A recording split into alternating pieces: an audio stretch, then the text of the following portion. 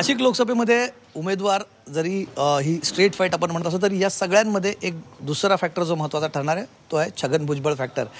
छगन भुजबळ सुरुवातीला इच्छुक होते, नंतर त्यांनी या आता प्रचारामध्ये सक्रिय झालेले आहेत. या सगळ्या काळामध्ये बऱ्याच राजकीय घडामोडी झाल्या आहेत. छगन भुजबळांकडेच आपण त्यांच्या घरी आलेलो आहोत आणि त्यांच्याशी आपण जाणून घेणार आहोत. सर नमस्कार. नाशिकमध्ये आम्ही आलो आणि म्हटलं की तुम्ही उमेदवार जरी नसलात तरी सुद्धा तुमचा फॅक्टर खूप महत्त्वाचा ठरता असं मी आता म्हणालो. तर कसं काय, म्हणजे तुमचं सध्याचं काय रिडिंग आहे, कसं वाटतंय तुम्हाला चित्र नाशिकमधलं? असं आहे ना की मी महायुतीचा मंत्री आहे आणि महायुतीचा प्रचार करतो आहे, त्यामुळे महायुतीच येणार इकडे सगळीकडे.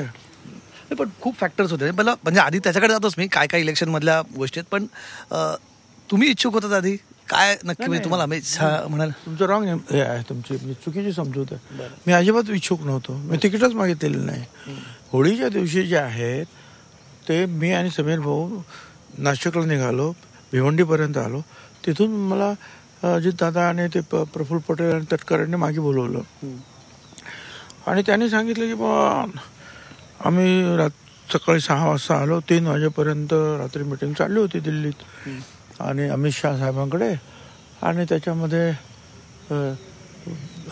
फडणवीस आणि त्यांचे बावनकुळे वगैरे शिंदे आणि त्यांचे आणि आम्ही 3 जण होतो. मग आणि ते एक एक मतदारसंघाची चर्चा सुरू झाली तर नाशिक आलं. तर अजित म्हणाले, मी सांगितलं मला नाशिक आम्हाला द्या, आमचे आमदार आहेत तिकडे, काम पण आहे आमचं. तर त्यांनी विचारलं तुमचा कोण आहे उमेदवार? तर अजित म्हणाले की आमचा उमेदवार हे समीर भुजबळ आहेत, कारण ते माझे खासदार आहेत. तर त्यांचं म्हणणं की अमित भाई असं म्हणलं की नाही नाही नाही, हे मंत्री कोण आहे? मंत्री तो मंत्री तो दुसरे छगन भुजबळ, वो खड़ा रहेंगे उधर, वो खड़े रहेंगे उधर, वो ही खड़े रहेंगे. तर शिंदे म्हणाले साहेब ते ही सीट तर आमची आहे, सिटिंग है सिटिंग. कौन है? बोले गोडसे. अच्छा ठीक है, उसको मेरे पास भेज दो, मैं उसको समझाता हूँ. काय तर म्हणजे कोणी काय बोलायला तयार नाही. मग असं सगळं झालेलं आहे, तर तुम्हाला आता उभं राहावं लागलं. मी म्हटलं यार मी तिकीट मागितलं नाही, मी कसं काय तुम्ही मला अचानक. मग मला म्हटलं 24 तास उद्या येतो मी. दुसऱ्या दिवशी आम्ही गेलो, म्हटलं समीरला उभं करा ना. तेवढं आम्ही तर त्याचंच नाव सांगितलं होतं, हे तुमचं नाव तर त्यांनी सांगितलं आणि आता आम्ही काय करणार? काय दुसरा मार्ग नाही आता. मग ठीक आहे जातो नाशिकला.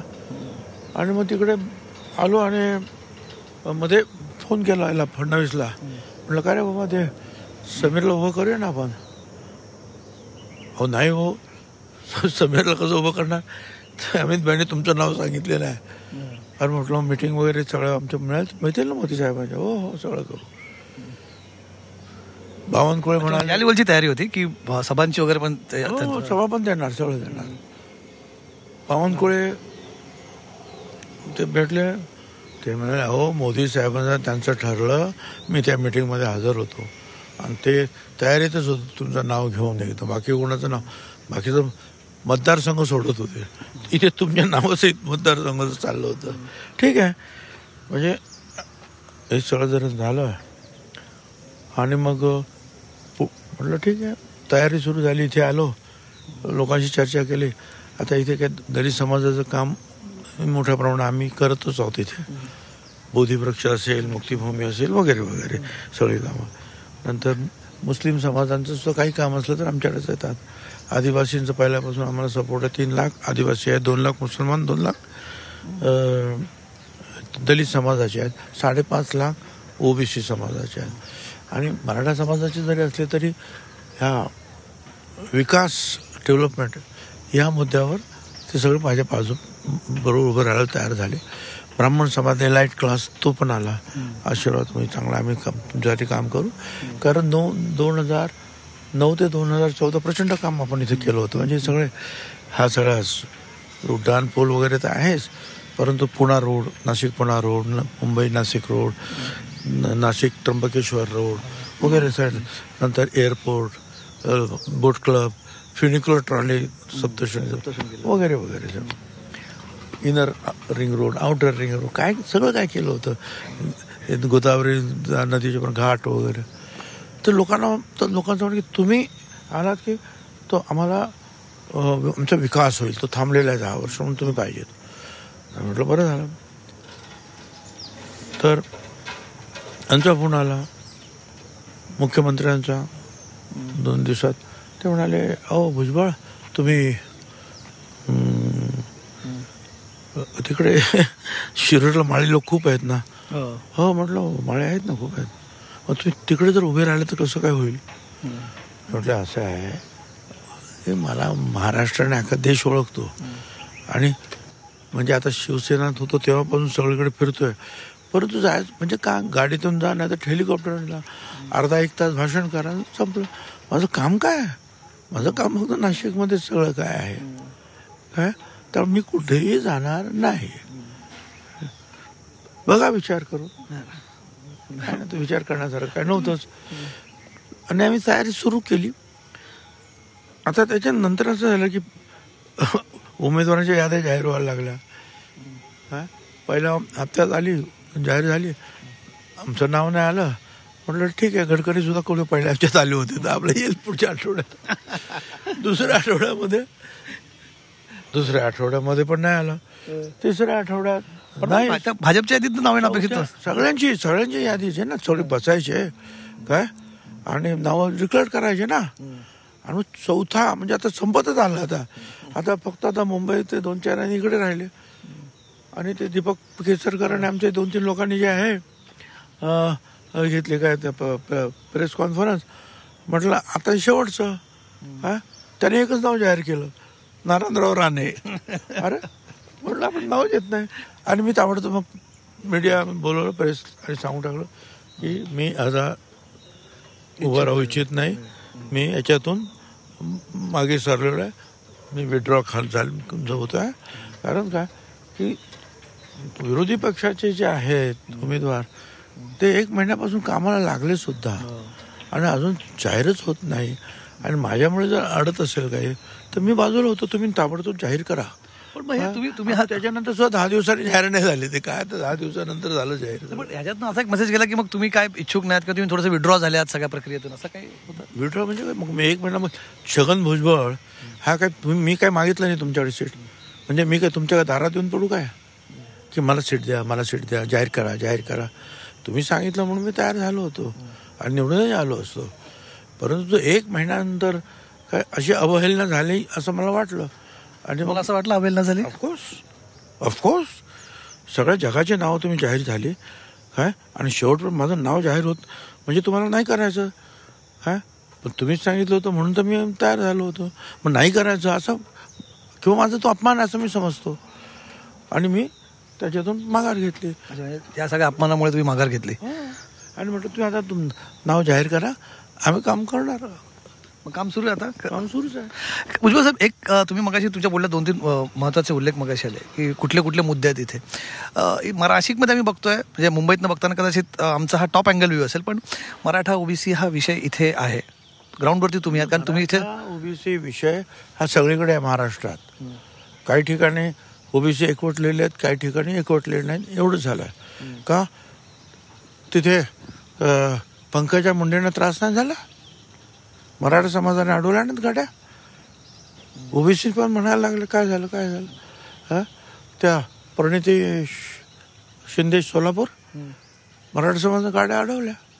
अशा अनेक ठिकाणी आम्हाला पाठिंबा का नाही. बरं, या दोघींनी पण काही मराठा समाजाला विरोध केला नव्हता आणि ओबीसीना काही पाठिंबा पण दिलेला नव्हता तसा. त्यांचं म्हणणं असं की तुम्ही आम्हाला पाठिंबा का नाही दिला. म्हणजे ही जी आहे गोष्ट जी आहे ही महाराष्ट्रात कमी जास्त प्रमाणामध्ये सगळीकडे होती. पण नाशिकमध्ये दोन्ही मराठा उमेदवार आहेत. हो, दोन्ही तिन्ही आता त्यांनी मराठा उमेदवार आहेत. तर तो भाग नव्हता. अशामध्ये ओबीसी समाज काय तुम्हाला काय वाटतं? मग अशा काय ओबीसी समाजाचा काय कल आहे? तुम्ही कारण ग्राउंडवरती असता, तुमचे कान ग्राउंडवरती असतात. मी तर महायुतीला मतदान असा प्रचार करतोय. पण समाजाचाही कल आहे का? मला मी ते समाजात मी विचारलं नाही. समाज काय ते बघेल, काय करायचं त्यांच्या मनात काय ते मी कसं काय सांगू शकतो. परंतु मी महायुतीसाठी प्रामाणिकपणे आम्ही प्रयत्न करतो किंवा महायुतीला मतं द्या. मी फॉर्म भरायला, रॅलीमध्ये भाषणं करायला आमचे सगळे लोक कामाला लागलेले आहेत. हा. आणि आता काय तिघे पण मराठाच आहेत ना. आणि मग त्याच्यामध्ये मग महायुतीच्या मराठा आमचं आहेच. तुमच्या बोलण्यात तुम्हाला काय बिटवीन द लाईन्स काय गोष्टी आम्ही रीड करतात, पण ठीक आहे तुम्ही त्या बोलणार नाहीत. पण थोडीशी नाराजी आहे ओबीसी मतदारांमध्ये या सगळ्याबाबत.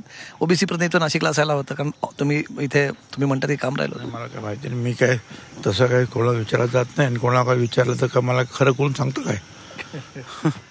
एवढ्या वर्षांचा अनुभव तुमचा काय सांगतो की काय हवा का रुझान किस तरफ आहे, तुम्हाला काय वाटतं? असं आहे की थोडीशी इन्कम्बन्सीची असतेच ना काही ठिकाणी. आता 10 वर्ष राहायचं थोडंसं, पण फारसा परिणाम नाही. कारण इथे काय आहे की एक हाती मजबूतीनं मोदी साहेब कारभार बघतात देशाचा. आणि विकास कामं अमुक तमुक लहान लहान कामं असतील. प्रत्येक घरात शौचालय, प्रत्येक घरात नळाला पाणी आलं, नळाचं पाणी द्या. शेतकऱ्यांच्या बाबतीमध्ये असेल. तर ही कामं म्हणजे मोठी विकासाची कामं ते करतात, ती गोष्ट वेगळी. पण ही सुद्धा लहान लहान कामं जे आहेत ते जे करतायत. आणि त्यामुळे जे आहे मला असं वाटतं की थोडंफार इकडे तिकडे काय होईल, परंतु मोदी साहेबच प्रधानमंत्री होणार. तुम्ही म्हणतात की रुझान, तुमचं मधल्या काळात एक स्टेटमेंटची खूप चर्चा झाली होती. तुम्ही म्हणाला होतात की उद्धव ठाकरेंना आणि शरद पवारांसाठी सिंपती आहे, त्यांच्यासाठी सहानुभूती आहे. 100% आहे. अजूनही का अजूनही वाटतं मला. सिंपती म्हणजे कसं काय, सिंपती म्हणजे असं आहे की जर त्यांचं सगळे आमचे आमदार आमच्याकडे आले, ते 2-4 तिकडे सोडले, मग त्यांच्या मिटिंगला गर्दी का होते? ती गर्दी म्हणजे ती सिंपतीचीच गर्दी असेल ना. पण ती सिंपती ही मतपेटीत उतरेल का, हा मुद्दा आहे. जाहीर सभांना येणं वेगळं आणि मतपेटीमध्ये उतरणं वेगळं. त्यामुळे आता किती ती मतपेटीमध्ये उतरत आहेत ते बघावं लागेल ना. सहानुभूती की समर्थन आहे, तुमचा काय रिडिंग आहे? मी सहानुभूती हा शब्द वापरलेला आहे, समर्थन शब्द नाही वापरला मी. आणि मिटिंगसाठी तर सगळ्यांच्याच मिटिंगसाठी लोक जातात, कोण काय बोलतं कोण काय बोलतं. चिन्हाचा मुद्दा आहे हा. मुद्दा खूप याच्यावर चर्चा झाली. खरं तर तुम्ही आता शिवसेनेशी पण काय संबंधित राहिलात. उद्धव ठाकरे वारंवार मुद्दा करतात की आमचं नाव गेलेलं आहे, धनुष्यबाणे चिन्ह गेलं. तुम्ही सुद्धा धनुष्यबाणाची निवडणूक लढवली, बरोबर ना? तुम्ही धनुष्यबाण शिवसेनेत असताना हो. पण मी पहिल्यांदा मशाल 85 सालामध्ये 1985ला शिवसेनेतले सगळे पडले, फक्त एकच मी निवडून आलो एकटा. आणि माझी निशाणी होती मशाल. अर्थात नंतर जे 89-90ला परत धनुष्यबाण वगैरे. पण आता उद्धव ठाकरेंचा प्रचाराचा तो मुद्दा आहे की आमचा धनुष्यबाण आमच्याकडे नाही आहे, नाव आमच्याकडे नाही. जुना शिवसैनिक तुम्ही बघितला म्हणून तुम्हाला विचारतोय प्रश्न. तुम्हाला वाटतं की हा मुद्दा असू शकतो, हाही फॅक्टर की आपलं चिन्ह असं काय पहा, एक 25-30 वर्षापूर्वीची गोष्ट, 40 वर्षापूर्वीची गोष्ट, लोकांना चिन्ह चिन्ह चिन्ह महत्वाचं असायचं. आता काय चिन्ह काय तुमच्या थ्रू. आता तुम्ही विचारलं का 1 मिनिटाच्या आतमध्ये अख्ख्या महाराष्ट्रात जातं ना चिन्ह यांचं हे आहे म्हणून. आणि तुमच्याकडे असलेले हे जे मोबाईल जे आहेत, सोशल मीडिया काय 5 सेकंदमध्ये जातो ना, यांचं ही निशाणी यांची ही निशाणी. त्यामुळे पूर्वीसारखं जे आहे ना, निशाणीचा प्रचार करा गावागावामध्ये 1-2 मोबाईल्स आहेत त्यांच्याकडे, सोशल मीडियावर चालू असतं.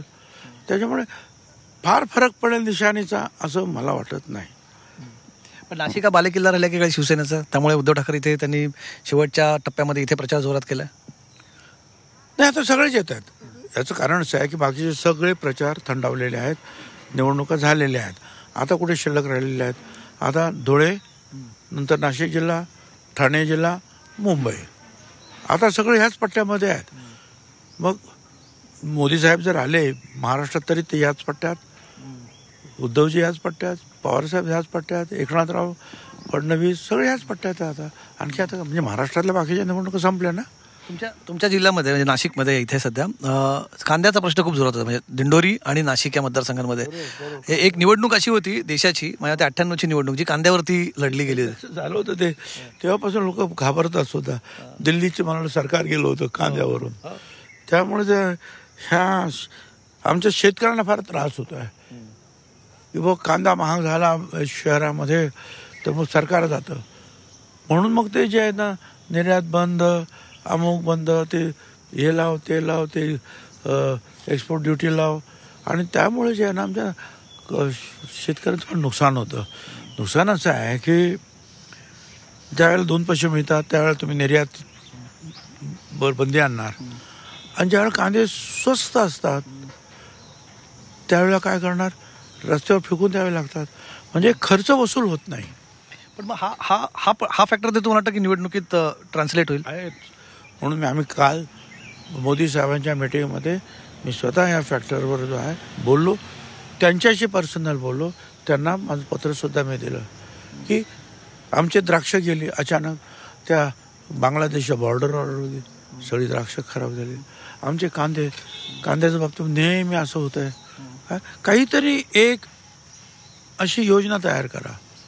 मग मी त्यांना तेही सांगितले की म्हणजे आज धान म्हणतात त्याला, भाताच्या शेतीला विदर्भामध्ये. तिथं काय की ते मिनिमम सपोर्ट प्राईस आहेच. आता काय ते 1900 रुपये 2000 आहेत. परत आणखी आम्ही महाराष्ट्र सरकारतर्फे 2 हेक्टर 20,000 रुपये 40,000 रुपये आणखीन प्रोत्साहन भर भत्ता प्रत्येक शेतकऱ्याला देतो. अगदी असंच नाही, पण अशी काहीतरी एक व्यवस्था करा. कारण आता एका क्विंटल मागे 1,000 रुपये खर्च आहे या सगळ्या गोष्टी, जास्त कमी नाही. मग आम्ही सांगतो ना, दुगुणा पैसा मिळणार चाहिए. 2,000 रुपये तर द्या. मग तुम्हाला बंद करायचे निर्यात, बंद केले, भाव खाली आले, 2,000च्या खाली गेले की पैसे भरून द्या ना. का देऊ नये? हे कपडा महाग झाला तुम्ही थांबवता, ही मशिनरी महाग झाली तुम्ही थांबवता, महाग झालं मग काय तुम्ही थांबवता? पण मग हाच तर राग शेतकऱ्यांमध्ये ना, हाच तर राग शेतकऱ्यांमध्ये. इथेनॉल त्याच्यावर आता काय करणार, ते इथेनॉल वगैरे तर बंद झालं, ते साखर कारखाने नुकसानीत येतील. आमचं म्हणणं असं आहे की महाराष्ट्रामध्ये जे आहेत ना, ह्या गोष्टी अतिशय महत्त्वाच्या आहेत. कांदा जो आहे ना, 60% कांदा देशातला, मला असं वाटतं 60 का 80% हा महाराष्ट्रात, आणि त्याच्यातलं जास्तीत जास्त माझ्याच मतदारसंघामध्ये आहे, तेलासलगाव. पण मग हा तुम्हाला वाटत नाही हा मुद्दा आहे तुमच्या जिल्ह्यामध्ये? जरूर. पण मग ह्याचा फटका पडू शकतो. आता आम्ही समजावून सांगितलं, काल मीटिंगमध्ये सांगितलं. त्याला फडणवीस म्हणाले आम्ही याच्यात मार्ग काढलेला आहे. मोदी साहेब पण म्हणाले की एवढे टन जे आहेत आम्ही बफर स्टॉक तयार केलेला आहे, अमुक आहे तमुक केले. पण आम्ही त्यांना सांगितलं कायमचा आता मार्ग काढा. आणि लोक मला असं वाटतं की शेवटी काय की सरकार सांभाळायचं असेल एवढं हिंदुस्थानचं, तर मग कोण, हा मुद्दा जेव्हा येतो तेव्हा लोकांना मग मोदी साहेब हाच पर्याय वाटतो. तुम्हाला असं वाटतं की आजच्या तारखेला मोदी हाच पर्याय? कारण असं म्हणतात ही पर्सनॅलिटीची निवडणूक आहे, राहुल गांधी विरुद्ध नरेंद्र मोदी असं अनेक जण म्हणतात. मला काय वाटतं, मला तेच वाटणार ना, जे माझं सरकार आहे, माझी युती आहे काय, आणि आम्हाला सगळ्यांना वाटतं की मोदी साहेब हाच हे काय पर्याय आहे, सक्षम पर्याय, सक्षम मजबूत. तर तुमच्या पक्षाचं काय, तुमच्या पक्षाच्या किती, तुमचा एक अंदाज विचारतो, तुम्हाला काय वाटतं तुमच्या पक्षाच्या राष्ट्रवादी काँग्रेस पक्ष आता ऑफिशियल तुमच्याकडे, चिन्ह तुमच्याकडे, किती जागा तुमचा अंदाज आहे तुम्हाला? आमच्याकडे 5 जागा तुम्ही टोटल लढवताय, ज्यात एक महादेव जानकरांना दिली आहे आणि आणखीन एक आहे ते तिकडे लक्षद्वीपला आहे आमची. लक्षद्वीपला. हो, ते आमचे सगळ्या निवडून येतील सगळ्या जागा. मोठ्या भागाने तुमचं असं म्हणणं. चला भुजबळ साहेब, जाता अजित पवार सध्या फार ऍक्टिव्ह दिसत नाहीत. आम्ही आज सकाळपासून चर्चा अचानक ऐकतोय की अजित पवार त्यांची निवडणूक संपल्यानंतर गेले दादा कोणीकडे, अशी चर्चा सुरू आहे. काय शिरूरमध्ये झालं ना त्यांच्या मिटिंग्स, नंतर अचानकच सध्या म्हणजे काल पंतप्रधान होते. ठीक आहे, आता 1-2 दिवस आता नंतर काल मला वाटतं तिकडे आता परत 17 तारखेला आहेच ना, तिथे जाते. असं आहे की थोडंसं मध्ये एखाद दिवस आता एवढं सगळं जे. पण दादा म्हणतात की मी कधी आराम करत नाही, रेस्ट करत नाही. अचानक ते असे सुट्टीवर गेल्यामुळे अनेकांना आश्चर्य.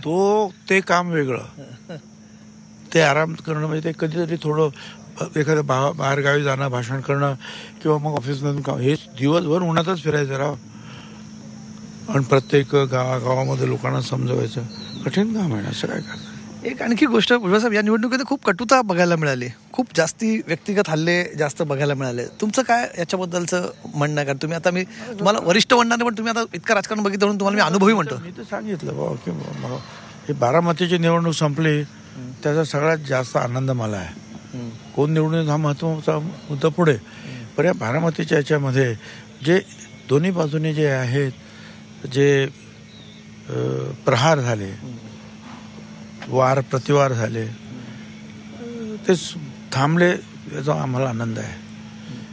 कारण याच्या माझं काय म्हणणं की याच्या अगोदर सुद्धा असं झालं आहे कुटुंबातल्या लढाया. पवारसाहेब स्वतः मला वाटतं त्यांच्या चुलत्याच्या विरुद्ध उभे राहिले होते. हे काँग्रेसमध्ये आणि ते शेका पक्ष. त्यांचा केला होता. सुचेता कृपलानी त्या मुख्यमंत्री होते. आचार्य कृपलानी दुसऱ्या पक्षात होते. सोनिया गांधी आणि मेनका गांधी आणि ते विरुद्ध आहेत. काय तर असं काय काय एकाच ठिकाणी झालं. अजून असे काही अनेक उदाहरण आपल्याला देता येतील. याच्यात झालं, मुंडेंच्या कुटुंबामध्ये झालं, काय अनेक अशा कुटुंबामध्ये होतं. परंतु ज्या पद्धतीनं टक्कर झाली भाषणांमध्ये, एक दुसऱ्यांवर जे म्हणजे बोललं गेलं, तर आता असं आहे की 30-31 वर्ष आम्ही या दोघांच्या सहवासामध्ये, पवारसाहेब पण आणि अजितदादा पण आणि सुप्रिया वगैरे सगळे. त्याच्यामुळे आम्हाला ते मला थोडंसं म्हणजे अर्थात मला तर बरं वाटत नव्हतं की थांबलं पाहिजे लवकर. त्याच्यामुळे आता एकदाची निवडणूक झाली आणि थांबलं. पण कटुतेवर आणखी एक मुद्दा. परवा राज ठाकरे आता तुमच्या महायुतीसोबत आहेत. ते आता प्रचार करतात. त्यांनी प्रचारात एक मुद्दा उपस्थित केला की छगन भुजबळांच्या मांडीला लावून तुम्ही कसे बसला, असं त्यांनी उद्धव ठाकरेंना विचारलं तुमच्याबद्दल बोलताना. आजही तुम्ही सरकारमध्ये आहात, तेव्हाही राज ठाकरे तोच प्रश्न विचारत नाहीत. खरं तर हा तो प्रश्न त्यांनी शिंदेना सुद्धा विचारायला पाहिजे की तुम्ही बाळासाहेब ठाकरेची शिवसेना आहे ही असं तुम्ही म्हणता, मग छगन भुजबळ तुमच्या मांडीला आत्ता का बसतोय आत्ता, ते विचारायला पाहिजे. पण एक लक्षात घ्या, काय त्यावेळेला बाळासाहेबांची आणि आमची टक्कर झाली मी ज्यावेळेला मंडल आयोगावर शिवसेना सोडल्यानंतर. पण त्यानंतर जे आहे एक केसच्या बाबतीमध्ये काय जो प्रकार झाला, मी ती केस जी आहे हे सगळे मला वाटतं संजय राऊत आणि सुभाष देसाई वगैरे आले आणि सांगितलं साहेबांचं म्हणजे केस संपली होती आणि त्याला म्हणजे वेगळं वळण लागत होतं, चाललं होतं. त्यावेळी साहेबांचं वय झालं वगैरे. तर म्हटलं ठीक आहे, तारीख घेतली आणि त्या दिवशी जाऊन मी हात जोडून उभा राहिलो त्या जज साहेबांसमोर आणि सांगितलं मला ही केस मागे घ्यायची आहे. ते म्हणाले काय केस संपत आली मागे काय घेताय तुम्ही? कारण ते त्याच्यामध्ये साक्षी पुरवायची गरजच नव्हती. त्यांच्या वर्तमानपत्रामध्ये त्यांनी जी हेडलाईन दिली होती तीच माझी नामशेष करणारी होती. काय की रमाबाई आंबेडकर नगरमध्ये त्यावेळेला बाबासाहेब आंबेडकरांच्या पुतळ्याचं विटंबना झाली होती. काय आणि त्याच्यावरून फायरिंग झाली, हे झालं, 11 लोक ठार झाले. त्यावेळेला माझ्या विरुद्ध काय खोटे ॲफिडेविट करण्यात आले आणि सांगण्यात आले कोण राजू वगैरे कोण तुझ्या जयंत काय नाव होतं धुळ्याचा, त्याने असं तसं. आणि मग साबणाने छापलं होतं हाच तो नराधम बाबासाहेब आंबेडकरांची विटंबना करणार. प्रश्नचिन्ह नाही, काही नाही झालं. आणि मग त्याच्यानंतर गुंडेवार कमिशनची नेमणूक झाली या संपूर्ण याची चौकशी करण्यात. गुंडेवार कमिशनने तुम्हाला एकदम क्लीन चिट दिली, यांचा संबंध नाही. पण तुम्हाला माहिती आहे आता ते गुंडेवार कमिशन म्हणजे ते तिकडचे हायकोर्टचे जज काय ही सेशन, आता त्यांनीच क्लीन चिट दिली या प्रकरणामध्ये. आणि मग मी केस टाकली डिफेमेशनची आणि मग ती तुम्हाला कळलं की काय मी माघार घेतली. पण त्यानंतर बाळासाहेबांनी सांगितलं सगळ्या कुटुंबाला घेऊन माझ्याकडे ये. काय मग मी गेलो सगळ्यांना, मुला बाळांना सगळं 2-3 तास मग ते जेवण गप्पा मागचं जणू काय घडलंच नाही असं आम्ही वागलो. आणि त्याच्यानंतर अनेक वेळ चर्चासुद्धा झाली. तर तो मुद्दा संपला.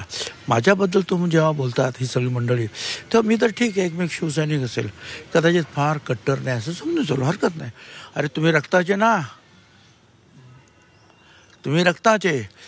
मला आठवतं काय राज आला नाही तोपर्यंत जेवायचं नाही तिकडे काही वेळेला त्या मातोश्रीवर. अजून कसा नाही आला शाळेतून. तुम्ही काय केलं असं हां? आणि मग तुम्ही इकडे पण असता तिकडे पण असता. जाऊ दे तो मुद्दा. आता माझ्या दृष्टीने तो काही एवढा काही लोकांना आता तो काय तुमचा भावला अशातला काही भाग नाही. कारण त्याच्यानंतर मी त्यांच्याबरोबर बसलो उद्धव बरोबर, तसा यांच्याबरोबर सुद्धा बसलो आहे. असा थोडासा महायुतीतला हा समन्वयाचा अभाव वाटून येतो का? मी काय फार मोठा नेता नाही आहे. मी आपला मी जे आहे ना एक आपला थोडंसं जे आमचं जे काही काम असतं त्याच्यात काय आता महायुतीचं बेबनाव आहे का आणखीन काय ते मोठे नेते बघतील ना, तर मला काय करायचं आहे. मी आता छोटा मनुष्य माझ्यापुरतं बघतो. पण आता पुढची वाटचाल कशी असणार भुजबळ साहेब तुमच्या ह्या निवडणुकीत? आता तुम्हाला सांगितलं होतं लढायला, पुढच्या वेळेस लढणार आहात. आम्हाला छान तुमच्या घरामध्ये मागे कमळ फुललेलं दिसतंय तिथे तुमच्या तलावामध्ये. सगळे कमळच आहेत ना. हा, फार कमळ फुललेत ते तुम्ही. पण कमळच आहेत सगळी. कमळच आहे. त्याच्यामुळे आता पुढे काय असणार? हे कमळाबरोबर युती ना आमची. असं काय कर म्हणून तर कमळ लावली सगळी. पुढची निवडणूक कुठे असणार आहे? महायुतीत लढताना काय राष्ट्रवादीचं घड्याळच असणार आहे की काय परत कमळ वगैरे? आता एक तर ते सुप्रीम कोर्टात काहीतरी चालू आहे. ते म्हणतात की असं लिहा की कोर्टाच्या आदेशाच्या अधीन राहून वगैरे वगैरे. म्हणजे आता कसलं तर कुठला तर निशाणी येणार आणि घड्याळ येणार, आणखीन काय येणार, त्यात आणखीन कोर्ट परत चालेल. बरं दुसरं आता काय, आता अजित पवार आमचे राष्ट्रीय अध्यक्ष आहेत, प्रफुल्ल पटेल कार्याध्यक्ष आहेत, सुरेखा तटकरे प्रांताध्यक्ष आहेत. ही सगळी मंडळी ठरवतील तिकडे आम्ही जाणार. ठीक आहे भुजबळ साहेब, खूप खूप धन्यवाद. आज तुम्ही आम्हाला निवांत वेळ दिला, निवांत गप्पा मारल्या. तुम्ही प्रचाराच्या शेड्यूलमध्ये आम्ही तुमचा अर्धा तास खरं तर मागवून घेतला, तो तुम्ही दिला त्याच्यापेक्षा जास्त वेळ. खूप खूप धन्यवाद. निवडणूक यात्रामध्ये तुम्ही आज सहभागी झालात. खूप खूप धन्यवाद.